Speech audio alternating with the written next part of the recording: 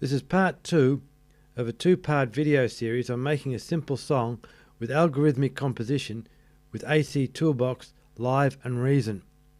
I'm Teo, and what you've got on the screen probably doesn't look that simple at the moment, but it's just a lot of the dialogue boxes that we're going to use to make up the final song and the layout and the relationships between them. In the first video, we had data sections which we used to construct drum lines, melody lines, bass and pads. So there's four selections for drums, 4 melody, 4 bass and a single pad section which is randomly selected. Now there's many different ways in which you can actually make up a final song in AC Toolbox, and this is just one of them. What we're going to do is for each one of the different instruments is create a sequential section which we randomly select one of the data sections to be played. So if we look at the bass one, we can see that it's a ratio choice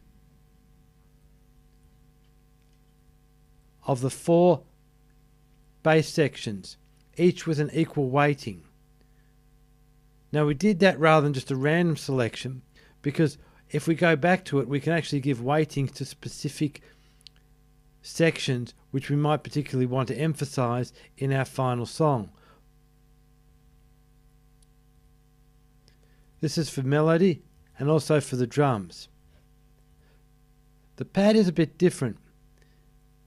There's only one section which we use, but every time it's called, it's remade. So that means that it'll be different each time we use this sequential section to generate the pad sound.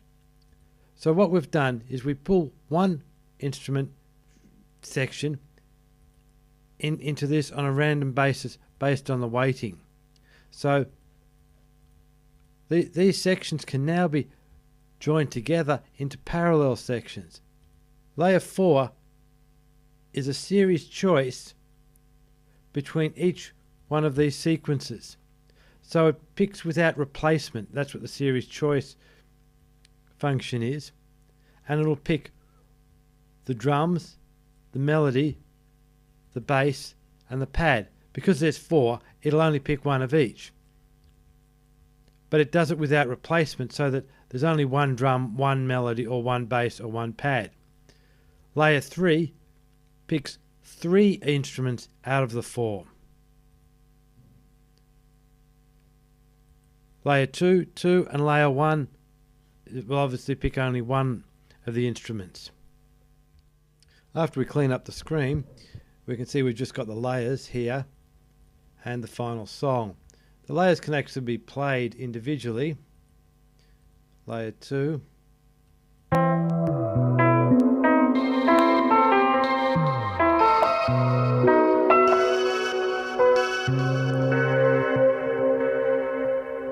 Layer 3.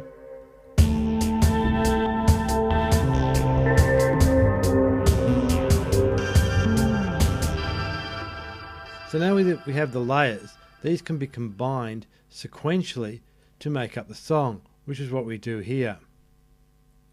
We'll have a look at the input. It's not formatted terribly well. Expand it out. Right. We're using conditional tables, transitions. So we have a layer randomly selected, and when we play that layer, there's a chance that it can go to any one of the other layers. And these can be set up. So we're looking here at layer 4. If layer 4 is played, then it has a 0.2 of a chance to go to layer 1, a 0.1 chance to go to layer 2, and a 0.1 chance to go to layer 4. These are actually ratios. So in effect, what we're saying is it's 50% chance of going to layer 1, a 25% chance of going to layer 2, and a 25% chance of replaying layer 4. Similarly, each of these other layers, when they've played, have probabilities of moving to the next layer. If you've ever used lives, follow actions, that's a similar concept, but for only 2 possible destinations. These have 4 or as many as you like. Different songs can be made by setting up these values at different levels. For instance, if you wanted a more sparse song, you could go to layer 1 and layer 2 with greater probabilities, and layer 4 and layer 3 with less probabilities. We can have a look at what that plots out to be like. We just pick out song number 1 and plot that. So there we can see the song having different sections over time, and we can play a bit of that.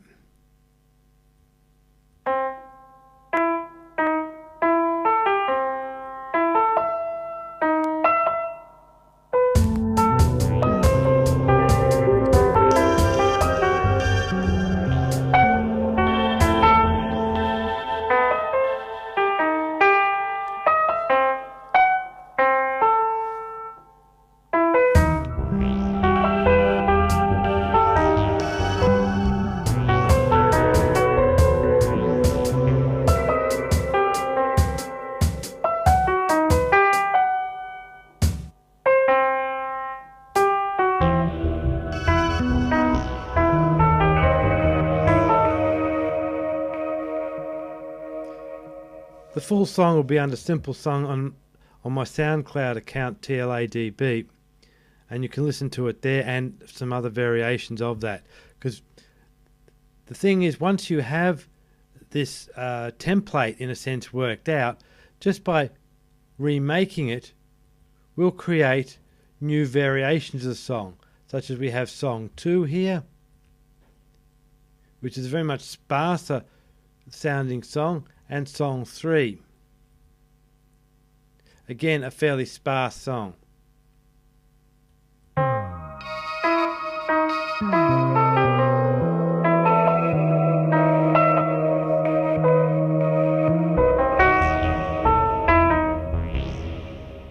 So the goal here is, once you've created the basic outline, you can reformulate the songs in a variety of different ways quite easily.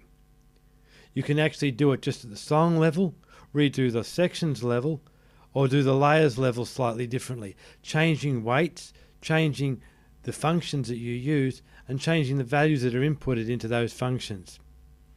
So that's the strength of AC Toolbox. That's just how I use AC Toolbox, or one of the ways I've used AC Toolbox. It has a range of features and abilities in which you can really analyze and create different forms of music. There's a lot of features, it's well documented, and it's worth having a download at it. The link's at the end of this video. Well, thanks for watching, and I hope it hasn't been too confusing.